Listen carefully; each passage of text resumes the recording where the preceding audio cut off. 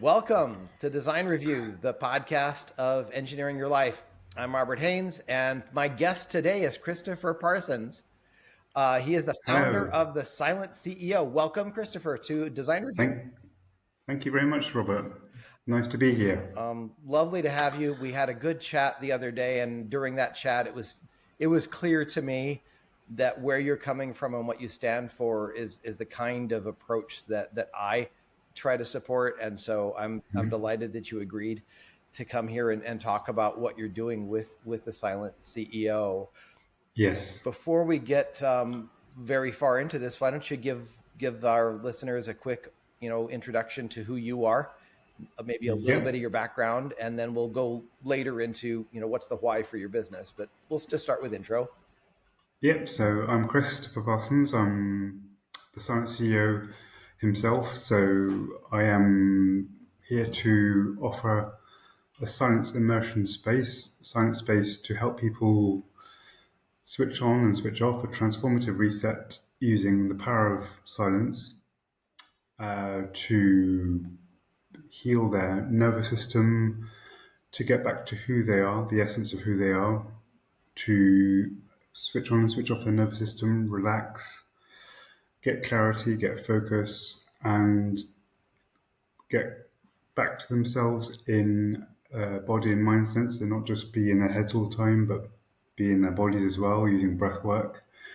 Be comfortable with silence. So a lot of people are uncomfortable with silence, and silence has so much to offer us as a tool to heal, to come back to our bodies, to come back to who we are, what we're about, that it's about getting people comfortable with their silence, let alone the silence of the people around them, and finding some calm, relaxing in which they can find creativity, productivity, focus, and amazing breakthroughs, because it's only in silence that we have the opportunity to relax our nervous system, heal ourselves, live longer, and get back to what we need to focus on and not be distracted by X, Y, and Z, which we are so bombarded with in today's world. I hear you. Well, wonderful. I'm glad to have you here. I know I need to make a better habit of asking my guests where they are, because I got people all over the planet. So where are you today? I'm in Avignon, in south of France, but I'm originally from the UK, Okay. Well, so I work between the two countries. oh, so you go back and forth? Yeah. Okay, great. I've been in France once. Wow. Flew into When was that? Paris, and then took the train to Italy, and then there flew to Germany. I was visiting my boss who lived in Paris, and was visiting some national labs. I was doing some research work in pressure measurement technology, and it was one of my favorite business trips, because I got to see a lot more of the places I visited, and it was a nice benefit to having that. But that's been my only exposure in the country. So Wow. Okay. Well, at you need least to visit more often. I'm not completely ignorant of it. But I did get to have to acclimatize to the time zone. I Yeah. did get a boat tour of the Seine, That's good. and got to have like lunch on the Eiffel Tower, where I got to hear stories from my boss, who's lived in Paris all of his life. Well, most of his life at least. He went to school in Switzerland, about Eiffel and the story of the tower, and a little bit of stuff that the public doesn't normally learn. It was an interesting bit of education. Well, welcome. Thank you. So with Design Review, and you gave us a little bit of a preview, so thank you for foreshadowing. We're going to be talking about the project that you're involved in, and that would be your business, the Silent Yes. CEO. And so the first thing we do, so that people are understanding why this business exists, is start off with, okay, what was the reason, what was the motivation that had the formation of the Silent CEO be the answer? So in Okay. a way, it's like, what is the why for why the business got formed, there may be a personal story behind it, but like, Yeah, there's a personal story which becomes the business story. So the personal story is silence has been a part of my life all my life. It's been there to both save me, help me, but also it's challenged me. So it's something always been known for. Talking is not my natural forte, but silence has not been a forte either. It is something that people have known me for being quiet, for being not very talkative, but they also recognize my silence as something which they find helpful in terms of listening and also a grounded silence. So that's what I'm being recognized for more and more at the moment and in recent years, but it's always been there. And it's always been something that's been picked on about me in a good way, but also in a challenging way as well. And I've used silence to process events in my life, good events as well as not so good events. And it's been like a friend and foe has silence. So, and then a few years ago, there were a few epiphany events, a few epiphany moments, which kind of brought, in which I think silence found me rather, because I think I tend to say that I found silence as something to offer the world, but I think silence found me and kind of knocked on my door and said, "You need to do something with me." And that's what came out the Silent CEO. The Silent CEO name was actually a name that was gifted to me by a retreat co-participant I went on a wilderness retreat with about 7 years ago now mhm. in the Lake District in England. And as soon as he gave me that name, it clicked immediately. The Silent CEO.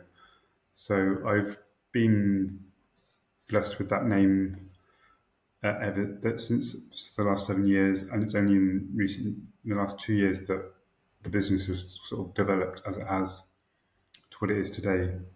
Well, wonderful.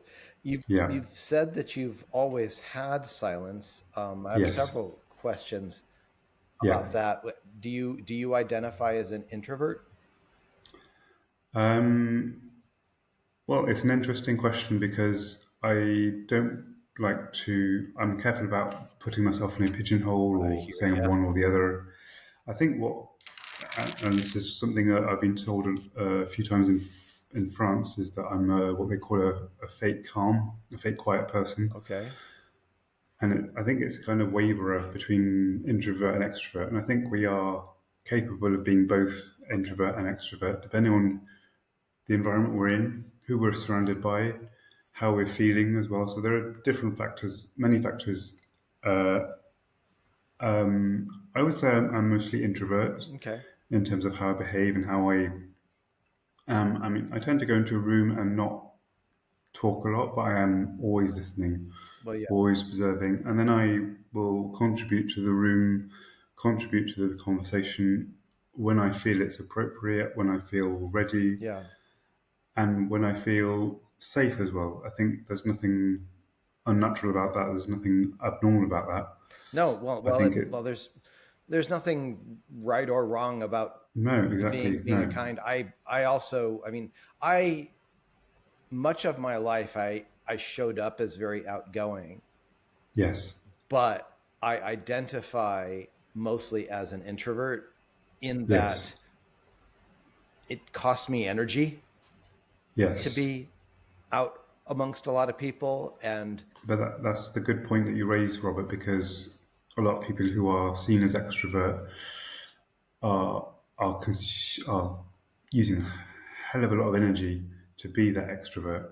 yeah, And in a way, I kind of avoid that expenditure of energy by having that calming influence that I'm known for, and yeah, just reading a room, and then seeing who I can who I can feel safe around, who I can talk to, yeah. and I'm always listening to a room, I what's being hear you. said, Well, and I wasn't trying to and pigeonhole you. In fact, my question no, was, no, no, do but you it's about identify?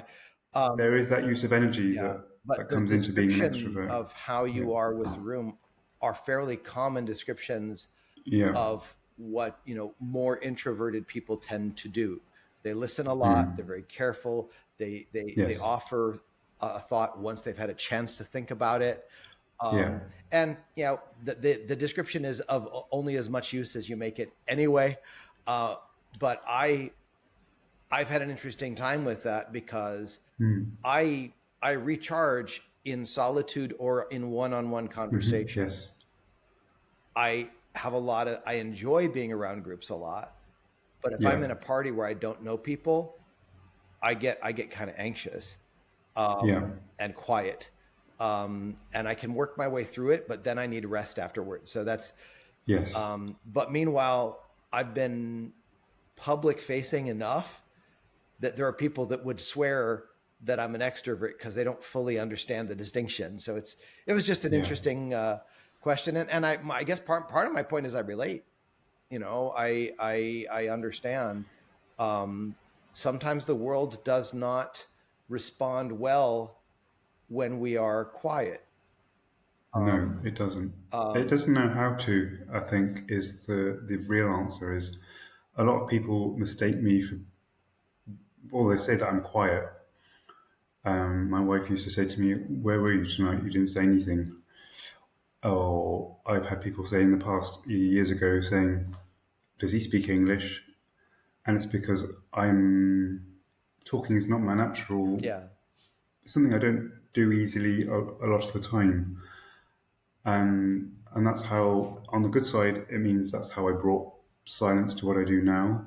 But on the challenging side, it's overcoming and challenging those stereotypes and cliches about people who don't talk much or people who are quiet, because it's not black and white. no, And you mentioned it's the not. social quota. My wife will say to me after a day of being with her family, her birth family, or socializing, she said, "Oh, I've reached my social quota," and she's saying that. I don't say that so much because I have a different way of processing the world around me, as we all do. So that social quota is there for all of us. I think it's how we reach it and how high and low or low it is. Yeah, and my belief over the longer I've been around is that even though people often use convenient buckets Yeah. because it's convenient to categorize people, I also Yes. find it really limiting to categorize people because I don't know any one human that's entirely in one description. Yeah. Everybody's usually a blend. The question is, are you more one or the other, and how are you right now versus, Yeah. you know, maybe you've been done a lot of physical activity, or maybe you just came off of a week where you were in solitude. You know, Yes. things vary all the time. Yeah. Well, one of the reasons that I wanted to ask the question about, your kind of your nature and all that, is because you've had this way of being Yeah. throughout your life, and at Yes. some point you discovered either that it was different from the way other people are sometimes, or that there was value to being that way intentionally for you Yes. and for other people. Exactly. And that's what I meant about it being a friend and foe, because I think that whatever each one of us offers the world is often something that we have had to experience through hardship, through challenging times, through good times, through bad times, to reach that point where you go, this is actually something of value to me and to other people. Yeah. And in a way, it's like a wild animal silence for me, because it is something that has again been noted of me as being, oh, he's quiet, or he doesn't talk much. And obviously, the cliche of someone who doesn't talk much is because they don't have anything between their ears, etc., etc. So it's something that I've learned to accept about myself, and I'm still learning to accept Yeah. about myself, because I know that it's got that plus side, that value, which I'm now offering to other people. I definitely want to talk about what the impact is with others, and meanwhile, there's some more identification. Yeah. One of the reasons I brought up introversion is because I have friends that identify that way, and the cliche that it means that there's nothing going on here. Yeah. It's actually quite the opposite. With the people that I know, Mm. it's they're deep thinkers. They just don't express Yeah. immediately or Yeah. impulsively what the thoughts Yeah. are. A lot of people who've said that about me, they're kind of prodding me like with a stick, like you would an animal at a zoo, Yeah, because they know they can see that I'm thinking. They can yeah, see that there is something going on upstairs, but nothing's necessarily always coming out. yeah, And I'm never. I I can be gregarious at times. I can be yeah. chatty, but most of the time I'm not. And yet they can see that there's something going on. Okay. That I'm thinking, I'm cogitating, I'm sighing a lot, so they know that there is something there. But it's because nothing coming out, and that's what they're finding interesting to deal with. I think as when they're communicating with me or when I'm interacting with people. Well, I get it. And sometimes I have countered that by, sort of forcing or getting myself in a mood where I am speaking a lot. Yeah. Meanwhile, what you've discovered is there's value Yes. in silence. And before I get into the value, there's several words that sound very similar that have come up in this conversation already, Yeah. and I'd like to ask for how you view them as different if you do. One is silence, Yeah. one is quiet, and one is stillness. Do you have a distinction between those words, or do they all mean similar things to you? No, I think silence is presence. It's not necessarily always absence, because you can be using silence as, for example, in silent when you're blanking someone and you're using silence treatment to get your way. Mm-hmm. That's or you're in your head a lot, as I am sometimes. Mm-hmm. That's being absent. But silence is also presence, because it's learning not to react but to respond. It's learning to come into a room and read it before giving your contribution, whatever. It's learning to breathe. It's learning to be present, and then giving your best shot at whatever is going on in the room or whoever you're talking to. Quiet is more the Susan Cain book. Quiet.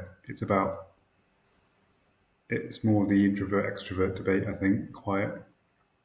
We talk a lot about the quiet room, the quiet carriage in trains and buses, for example, in trains particularly, where you just want peace and quiet. So there's peace and quiet of quiet. And stillness is where I think silence leads to. It's like the intro to stillness. And stillness is where I bring people in the work I do, is into that Okay. stillness of the nervous system, the stillness of the mind and the body. And that's where things can happen. That's where people get ideas, creativity, they get a reset, they face what is difficult to face in their life that they weren't able to in the noise. And noise for me is not just physical noise, it's metaphorical noise. It's the hamster wheel existence that I talked to you last time Mm-hmm. that we live in.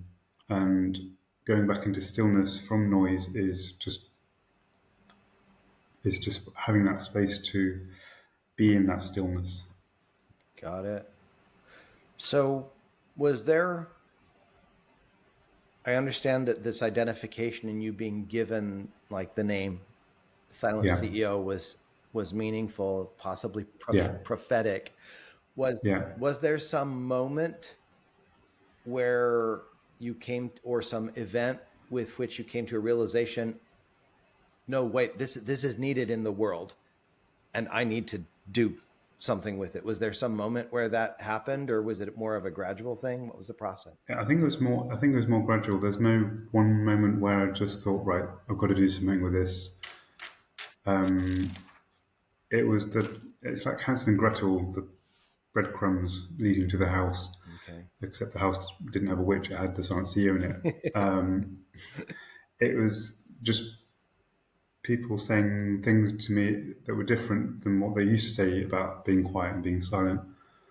And it was just an accumulation of those moments where people saying, you're a good listener, or your silence is really grounding. I really appreciate you listening to me and not dominating conversation.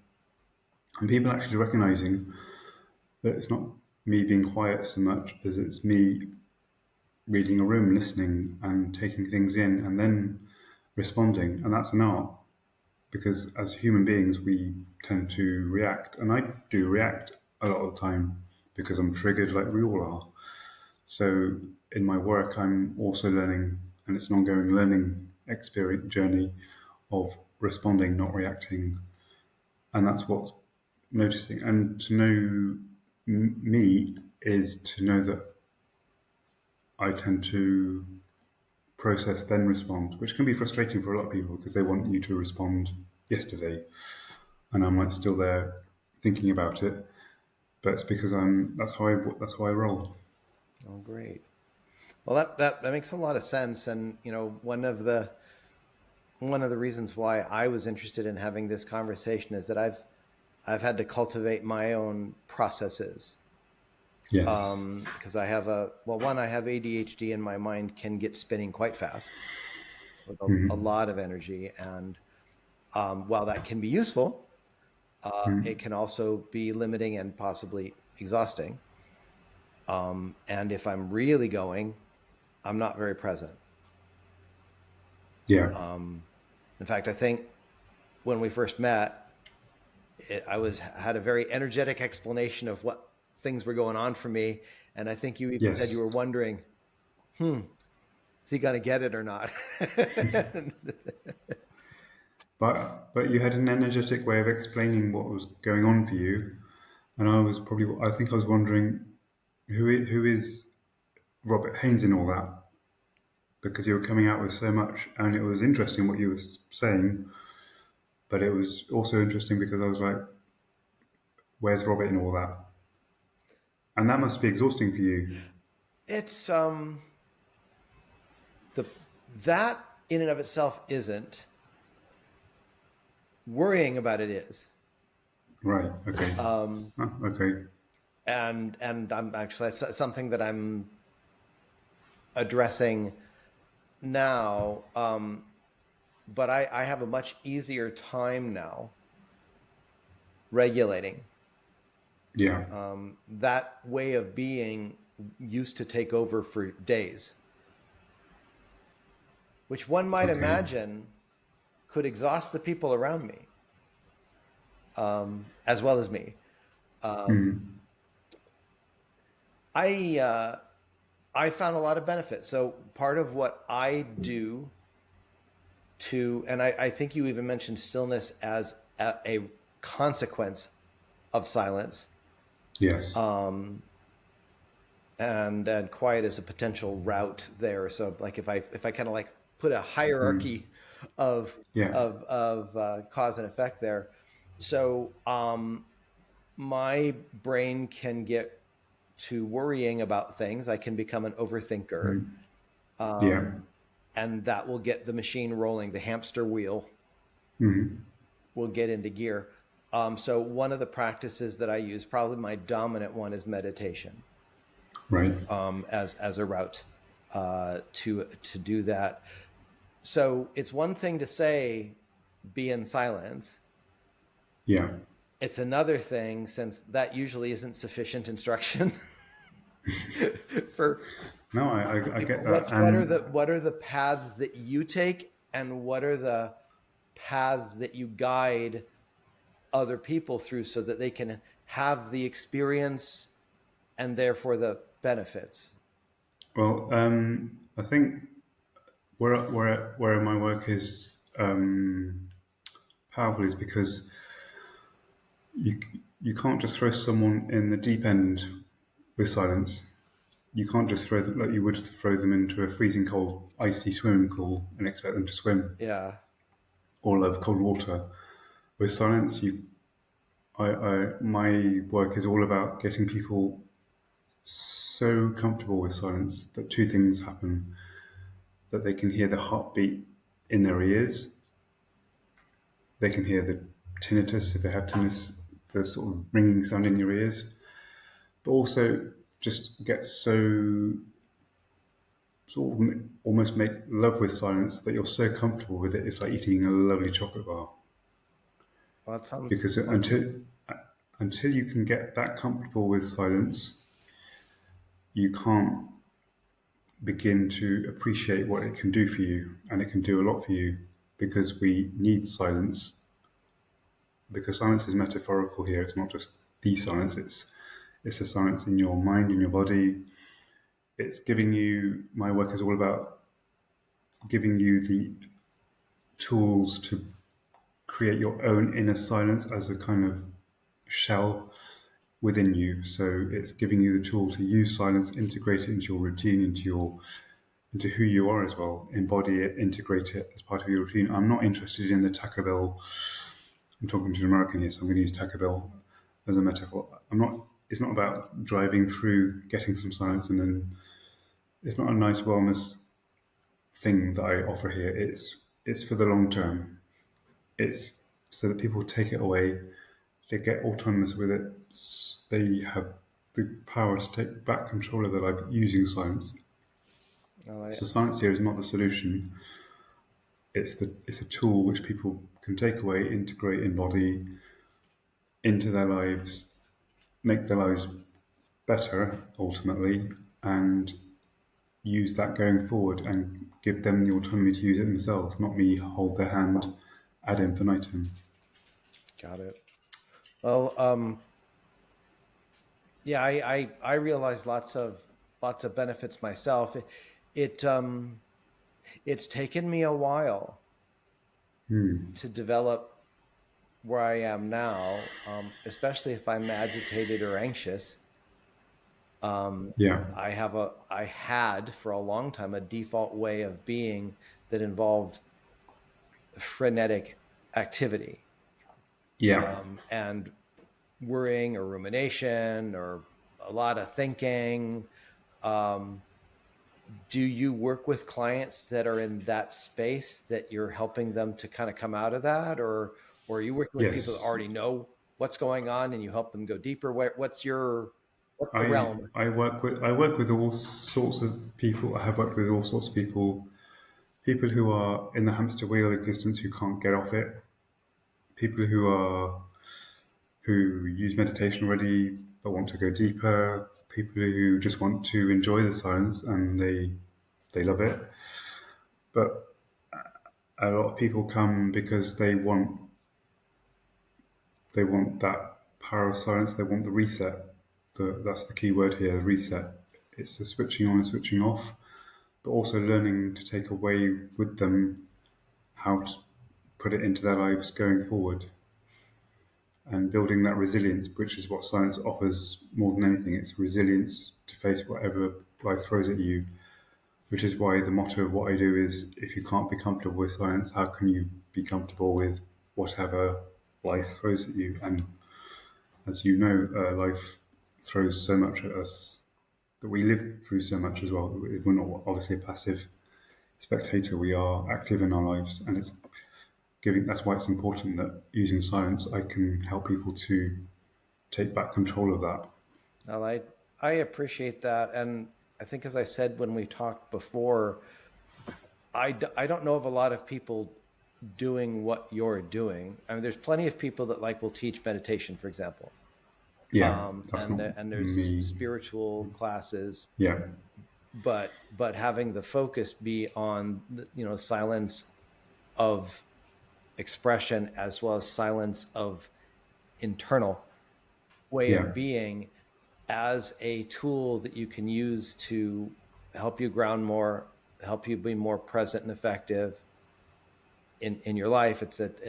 yeah. It seems kind of unique. That's my understanding of it. Is that been your experience that there's not a lot of people doing this work, or at least the There's way not a you lot of are? people doing the work as I do it, Okay. and there are people who use silence. Like I know one guy who does 20-second reset silence for companies and businesses. That's as far as it goes for him with silence.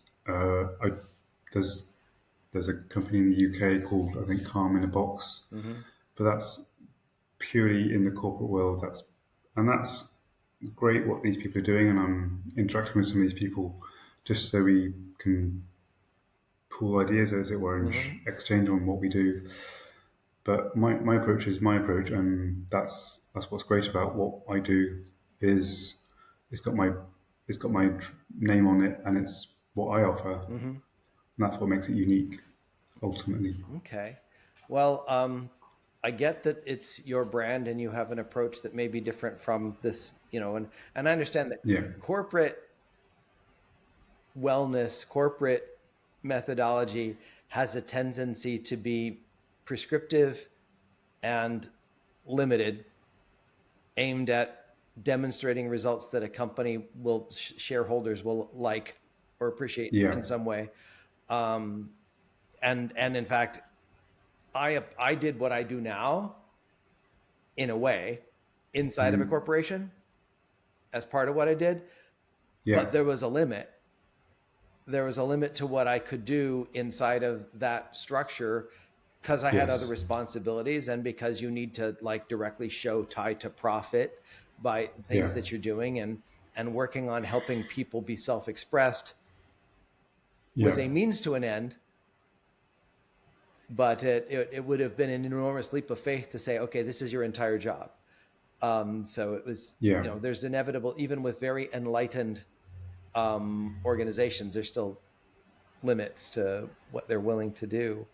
Can you say a little bit more about what would be a process of either evaluating a client's space to find out what they need, or a high level approach to how you might guide them so that can understand a little bit more about what your method looks like, what would be the yeah, process? sure.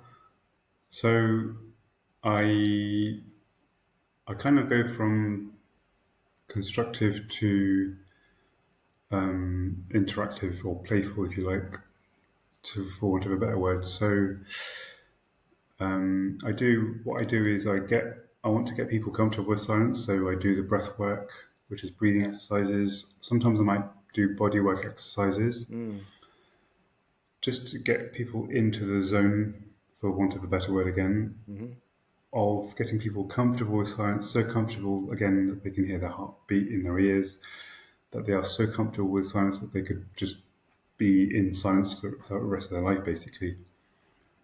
And when they're comfortable with silence, it's then I guide them through 10, 15 minutes of silence with me talking, saying a few words here and there, just just so that they know that I'm here, mm-hmm, but not monopolizing their use of the silence, and also getting them to understand how silence is for them. Is it better for them that I'm not talking, or is it better for them that I'm saying a few words, and seeing what works better? Because a lot of people are either in their heads or they love structure, mm-hmm. and they'll love the unguided silence where it's just pure silence, or they'll love the silence with me guiding them through it. And it's interesting to see what works better for them. So that's why I offer both types of silence. What I also do, as well as part of my method, is getting them to do things, everyday activities in silence. So, be it make a cup of tea, walk around the room, get a drink, wash their hands, write something.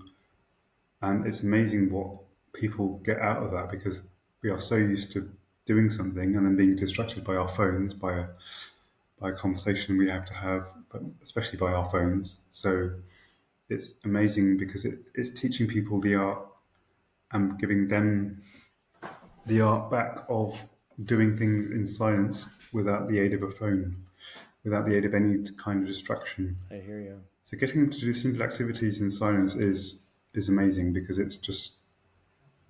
it's re-educating us on on that.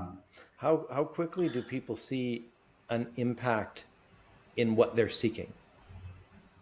That depends on the Yeah. person. I say that as well because what I invite people to do at the beginning of the session is to come with an intention. What is their intention for the silence? What do they want to Yeah. experience from the silence? What is going on in their personal life and their professional life? Because we are human after all. We don't always leave our personal life at the office door, or whatever. Yeah. What is the intention they have for the session? Is there something in their life that they want to go through process using silence? And some people have an intention, and some people just want to enjoy the silence, and that has an impact on how they benefit from the silence, but also what they get out of it, and how long it takes for them to realize to get that benefit from the silence. To answer your question, I got it. Well, and wouldn't enjoying the silence be an intention? it would be, and it's an interesting intention that people bring because they just want to enjoy the silence, and they enjoy the silence, and yet they'll still come out of the session with creative breakthroughs and ideas and clicking moments in their mind. Oh, I'd love to do that, or I'd love to do this, or I need to do that, or I need to do this. Oh yeah. And I also get people who say to me, "Oh, I don't want to go back to my life anymore the way it is. I've enjoyed the silence so much. No, I don't. Is it time already? I have to go back."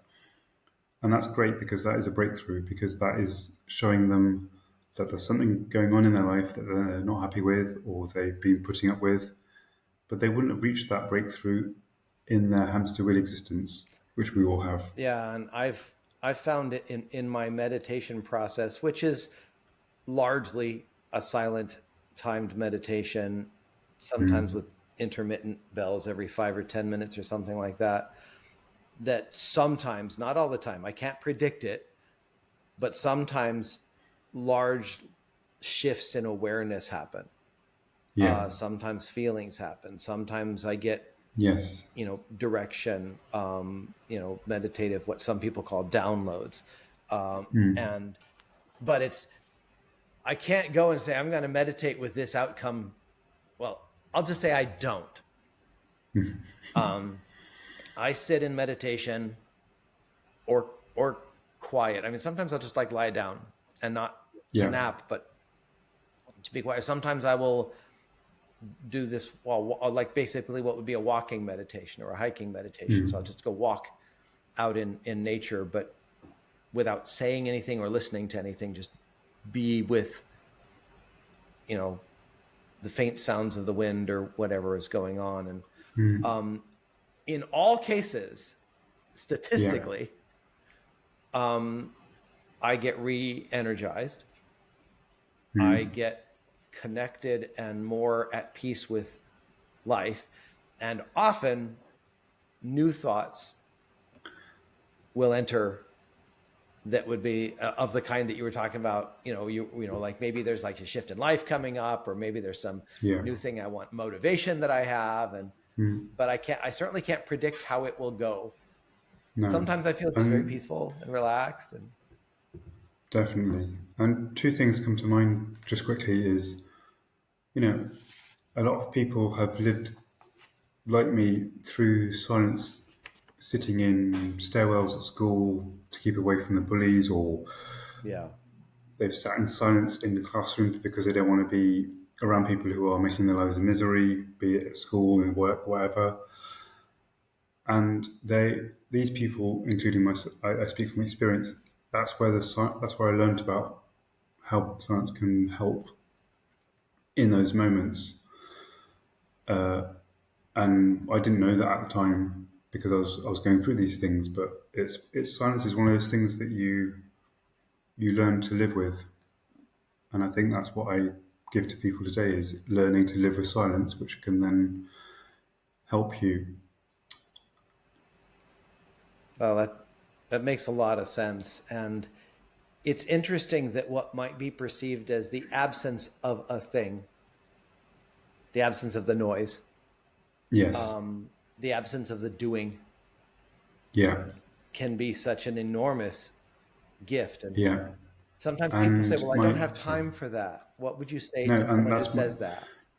You just reminded me of my second point, which is very salient because 90% of the people who I would love to work with, should be working with, should be doing this with, are the very people who say to me, "I don't have time for this.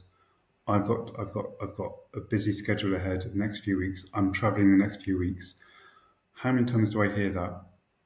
How many times do I hear, "Oh, I don't like silence," or "I'm not comfortable with that," and yet they'll tell me that they're going through A, B, and C. They're going through so much stuff in their life. "Oh, I don't have time for that." 90% of the time that we say that, it's a red flag saying you need to do A, B, and C. And one of those A, B, and C's is silence. I I second that. I've But I cannot force people to do silence. You can't bring a horse. no. You can bring a horse to water, but you can't make it drink. Exactly. It's well, so there's got to be some level of awakening before people realize they need the Yes. help. But it's also this Yeah. is why coaches exist in the world. Is that just Yeah. because somebody realizes that they ought to do something doesn't mean they have all the resources they need Oh, no. to do it. And having a No. guide, especially somebody who's been there, Yes. is extraordinarily helpful. So I'm glad that what you've got it exists. Yeah. So, what if people wanted to reach out to you? If people wanted to find you and find out more about the Silent CEO, Yeah. and or do an initial appointment or whatever that looks like, Yeah. what would be the routes that people would find you? How would they find you? So I find the conversation route or route the most enriching for the people I talk to who do these sessions to begin with is the conversation, and they can do that through email. They can do it via my LinkedIn profile, and then from there I take them to the session basically. Okay. I'm developing a landing page where I can put all my offers and that, but I've actually been fortunate to just have conversations with people, and that's where conversations on LinkedIn are amazing things. Okay. And I think LinkedIn is the main route to get to I'll me. take either pronunciation works for me. So, and so, well, I'm going to be able to tag you easily on LinkedIn, and we'll Yeah, post about this on LinkedIn. Do you have a yeah. website? I'm developing a landing page very soon, Okay. so it's on my massive to-do list. Yeah. So I hear you. More need for silence. yeah, Before I wrap up, there's an expression that I've heard. It's attributed to a number of people, but I don't know that anybody knows where it comes from. It's that if I have time to meditate or sit in silence, I will do that for half an hour a day, and if I don't have time, I'll do it for an hour. yeah, And exactly. and while that seems ridiculous, But having it's been in true. that space, I Yeah, get it. Another expression that I thought I learned like 5 or 6 years ago was the answer to the question. Well, if you don't have time, it's like, well, do you have time to feel like crap? you know, yeah. do you have No, time to be exactly. distracted and ineffective? do Yeah. you have time to not be present in your life? But it still takes some doing to do that. Oh, yeah. Any the time has kind of flown by, Yeah. but anything else that you'd like to speak into the space while we have this session today? Yeah. I think being present is the most anyone is asking of us nowadays. As human beings, we want to be seen, we want to be heard, we want to be listened to, we need connection, and silence is the key way in which our basic human needs can be met. We cannot be met if we are constantly distracted, if we are burning out, running out of patience, running out of health, running out of, and our bodies.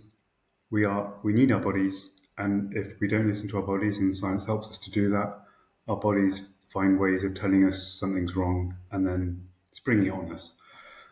So I am, and this is not to blow my trumpet, I am here, and this is quite a lot, I'm learning to say this without hesitation or whatever. I'm here to heal the world. And that's why I do what I do. That is a fundamental way of what I do.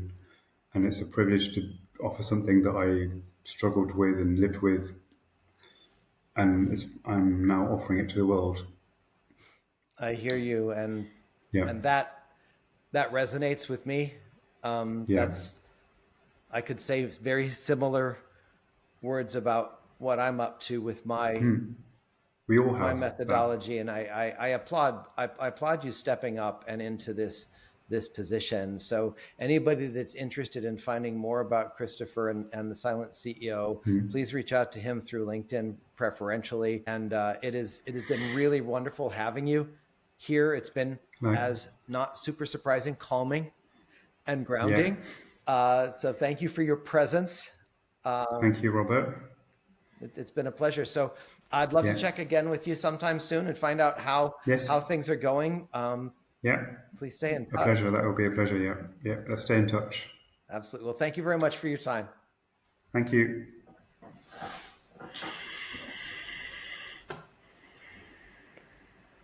And now I'll find a stop. There we go.